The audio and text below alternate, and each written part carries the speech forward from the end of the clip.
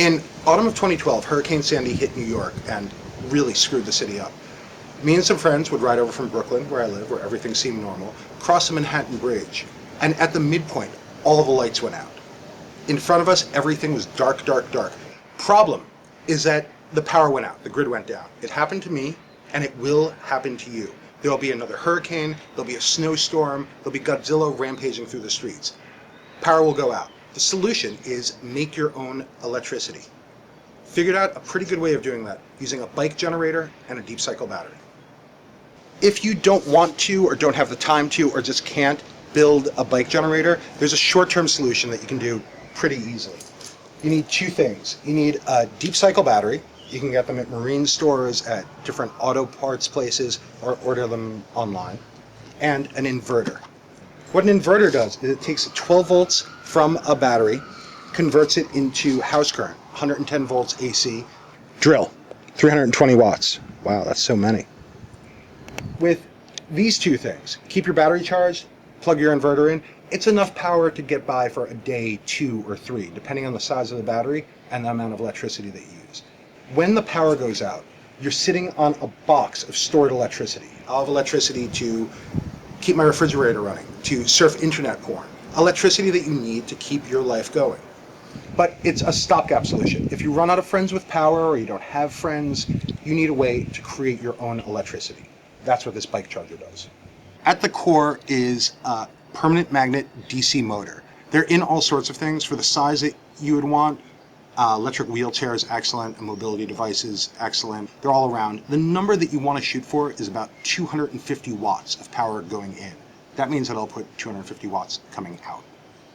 A common criticism against using a permanent magnet motor to generate electricity is that a permanent magnet motor requires too many RPM. It has to spin too quickly to generate enough electricity. That's usually a problem if you are hand cranking it, or if you have it hooked up to a wind turbine or to a water wheel. So we have a bike wheel, which is big. We have the spindle of the motor, which is small. We have an automatic gear reduction, which means for each one time a bike wheel goes around, the motor spins 50 times. Using a laser tachometer and some reflective tape, I was able to figure out how many RPM this thing had when it was running at full power. I knew if I spun it using a bike wheel at that same speed, it would put out that amount of power. We need a way to engage the motor spindle with the bike tire. Snug it up, make sure that you have a pretty good press fit so that the energy going from the bike spinning goes directly into the motor. Basically, it's a hinge on this side so that the motor will go up and down. And this is a piece of threaded rod which slowly and exactly moves the motor assembly up and down. The design for the frame is from a few different sources. I took a look at the design that Time's Up did for their bike generators, and then I looked at a bunch of different off-the-shelf, commercially made bike trainers. The frame is made out of steel tubing, out of old rusted pipe. If you take that rust, hit it with a wire brush, you get this really interesting pitted texture to it. It's kind of a surface decoration and treatment through decay and neglect, which also applies to me and to a great deal of my life. This box contains the charging circuit. Now, we're going from 12 volts from the motor to 12 volts in the battery. You think you just hook one up to the other?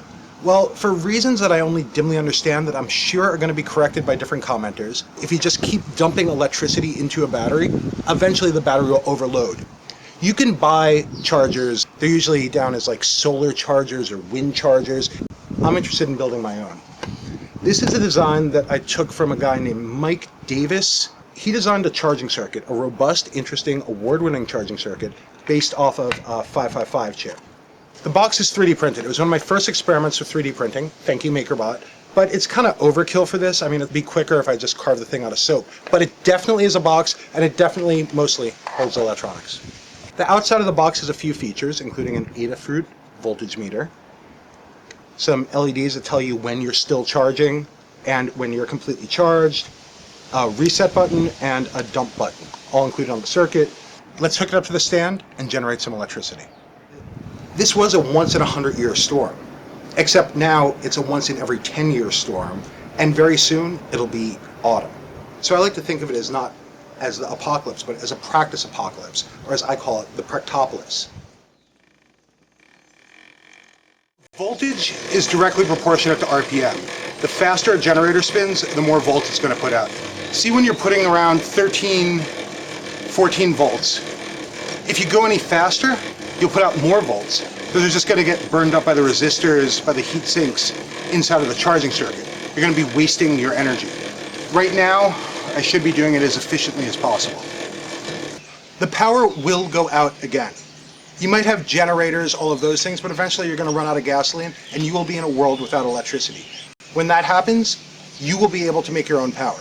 Make one of these, have a lovely assistant pedaling away, and then when the collapse comes, you will be king. You will be able to recharge people's iPods, and then you'll be able to have civilized executions using electric chairs for all the people that you rule over.